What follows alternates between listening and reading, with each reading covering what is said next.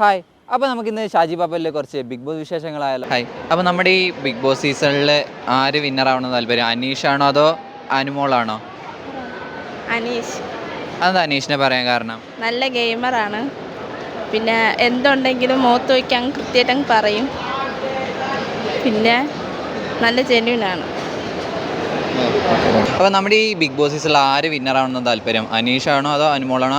അതിൽ ആരെ സപ്പോർട്ട് ചെയ്യുക? അനീഷിനെ. അതിനെന്താ ഒരു കാരണം പറയാൻ പറ്റുക? അനീഷാണല്ലോ കോമണറായിട്ട് വന്നേക്കുന്നത്. അനീഷ് നന്നായിട്ട് ഗെയിമും കളിക്കുന്നുണ്ട്. അപ്പം അനീഷ് ജയിക്കട്ടെ.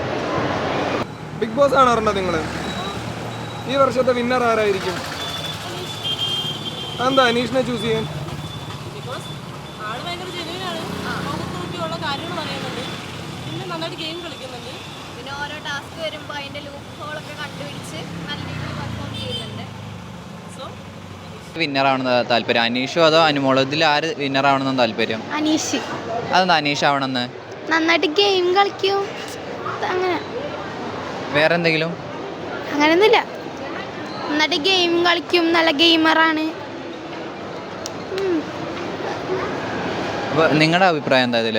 അനീഷ് ആണോ അനുമോളും ആണോ? അനീഷ് എന്താ കാരണം എന്താവും?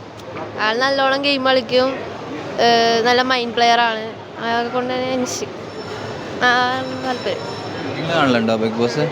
ആര് വിന്നറാവണമെന്ന് താല്പര്യം? അനീഷ് കാരണം എന്തായിരിക്കും? ഒരു കാര്യം പറഞ്ഞാൽ കറക്റ്റ് അതിൽ തന്നെ ഉറച്ച് വെക്കും. നല്ല കളിക്കുന്ന കാണാൻ നല്ല രസം. Thank you.